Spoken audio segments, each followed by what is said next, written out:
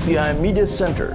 Welcome back to the new PCI Daily News Roundup, brought to you by Philippine-Canadian Inquirer, the only Filipino-Canadian newspaper distributed across Canada. I'm Manny Noel Abuel. Thank you for joining us this Valentine's Day. We have the latest news development in the news.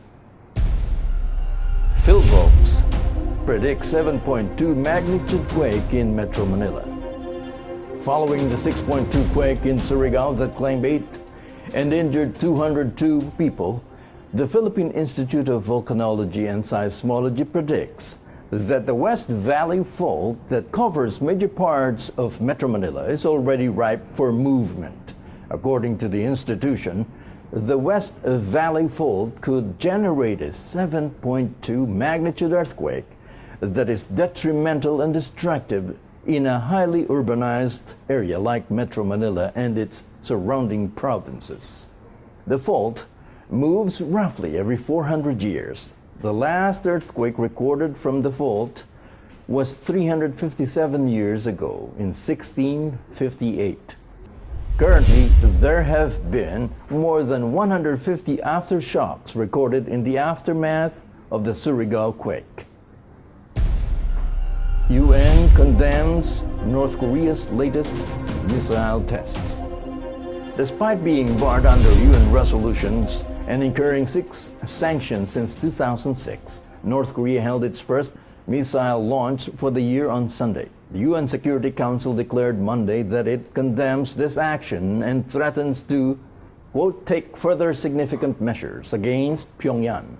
Members of the Security Council, including Pyongyang's main ally, China, agreed on a US-drafted statement declaring North Korea's actions as a grave violation, quote-unquote, of UN resolutions. In a statement by US Ambassador Nikki Haley, quote, it is time to hold North Korea accountable, not with our words, but with our actions. According to reports by South Korea's Defense Ministry, the latest missile claimed by Pyongyang to have carried a nuclear warhead flew east for about 500 kilometers before falling into the Sea of Japan. Senate needs consensus to end treaty. In order to further discuss the reimposition of the death penalty, the Senate would have to abrogate the second optional protocol along with the International Covenant on Civil and Political Rights.